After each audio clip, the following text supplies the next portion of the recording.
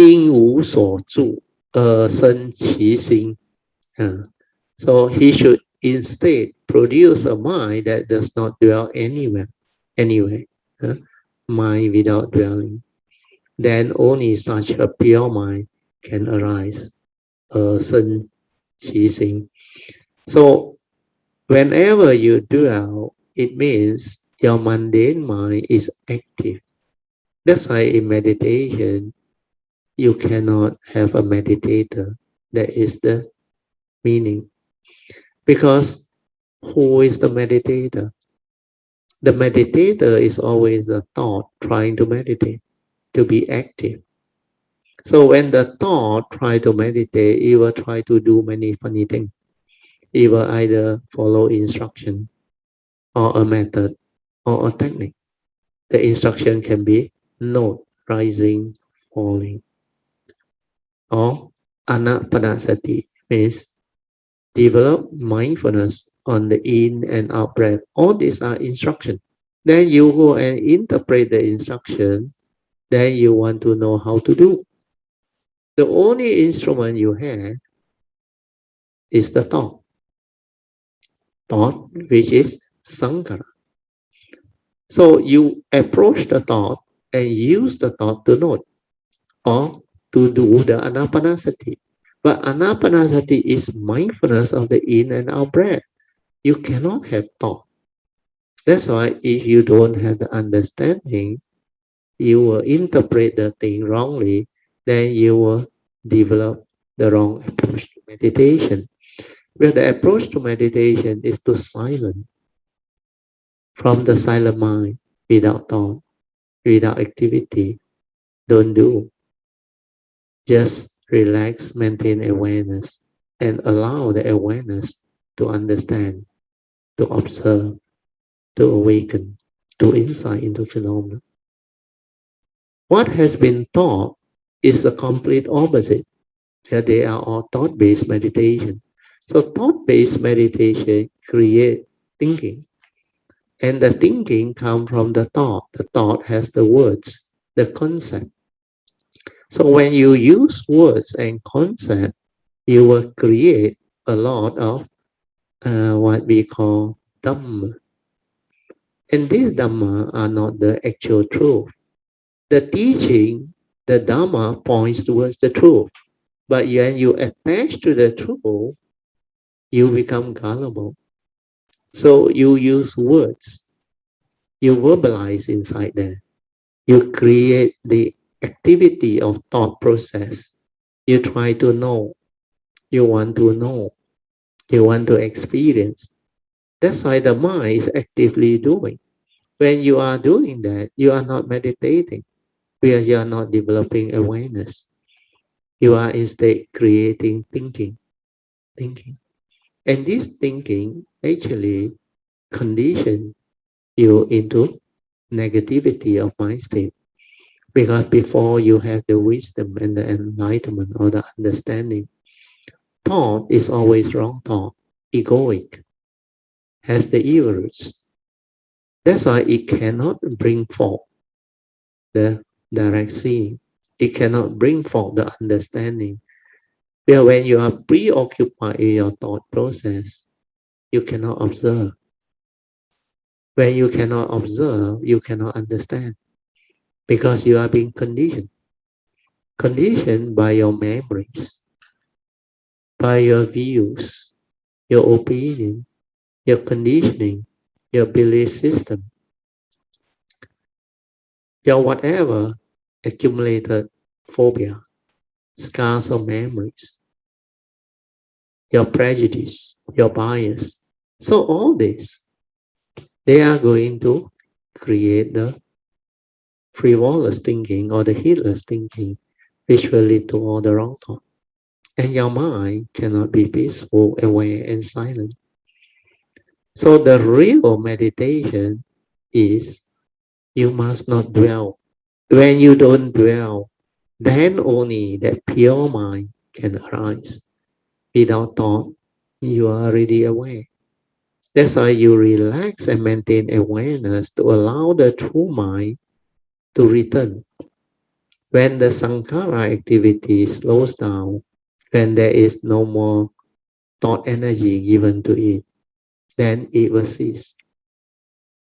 When it ceases, you will realize your true mind, your original state, before thinking, before stirring, before the arising of thought activity. That is your meditative mind. That is your silent mind. That is your awareness nature within. So you have to realize that. And that is the beginning of meditation, beginning of true understanding. So this Huining's teaching, if you don't have all this clear understanding, you cannot understand what he said. When he said dwell, you don't know what he means. You think must stay somewhere, dwell. No, dwell means you actually get yourself preoccupied with the thing you see, you hear, you smell, you taste, you tactily think of it. When you are distracted, deceived, or drawn, then you get yourself entangled into trouble because you lost your ability to be with the moment in silent awareness, to observe, to understand, and to awaken. You become preoccupied with your reaction of mind, your thought process. Means whatever you think, you preoccupy with that thinking, that process of thinking. Then that process of thinking comes from your mundane mind, which has duality. Duality means it has its own judgment, prejudice, right and wrong, views and opinion of things. That's why it creates all this division, the dualities.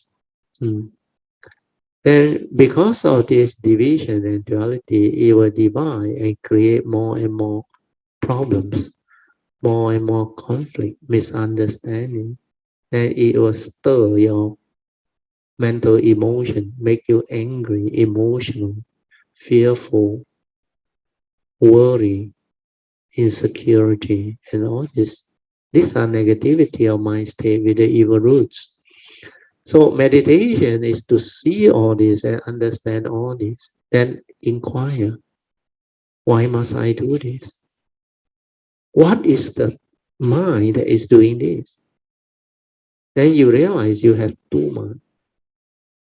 One is the mundane mind that think a lot, that worry a lot, that continuously stir and create duality, division, get itself entangled with problems because of the self-delusion. The egoic mind keep on rising, creating all the unnecessary conflict, misunderstanding, and afflictions within yourself and society, humanity, and the environment. So that affliction or contradiction or conflict is the result of the delusion that the mundane mind accumulated through memories, through conditioning, through the views, opinion, belief system that it entangled itself with. So unless you know how to silence your mind completely, to observe, to see, then you realize there is another mind that does not think, that does not do anything. That mind has the ability to be aware, ability to just observe. That's why it's a silent mind, choiceless awareness. It doesn't make choice. It doesn't concern itself with reality, right and wrong, good and bad. No, it just observe. Through his observation, he come to understand who he is, what he is. Then he realized he has two minds. Then when you realize you have two minds, that is the beginning of understanding the Buddha Dharma. Then when the Buddha said mind is the forerunner of all things, then you understand that is the mundane mind. That's why the Buddha say, mind is the forerunner of all things. When mind arises, all things arise. Where the mundane mind is the one that creates. So in Mahayana, the Mandarin word to describe it is very good. 一切为心造. Everything arises from the mind. Mind created them. That's why 为心造, 心造成的. That's why mind is the forerunner of all things.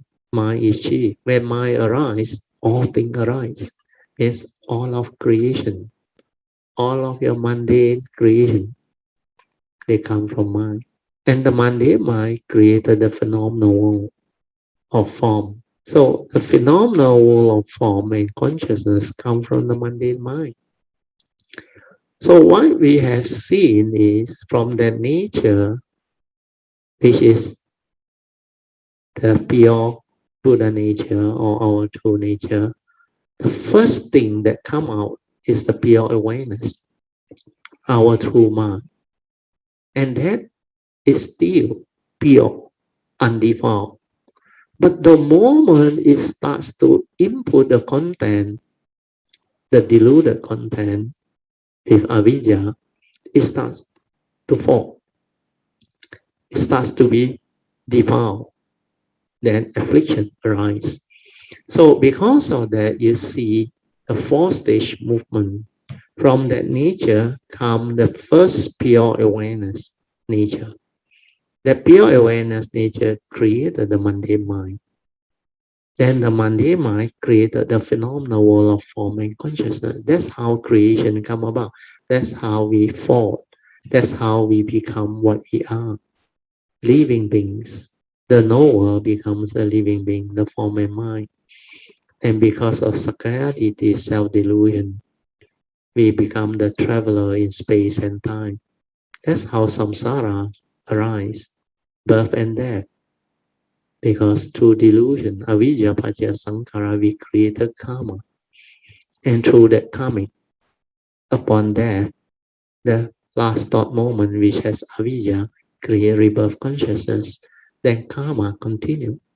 And this cycle of samsara, birth and death, can never end unless you awaken. To awaken, you must realize your true mind, your silent mind. And that's how meditation needs to be developed. That's why you must not dwell. Your mind must have no dwelling. 应无所住.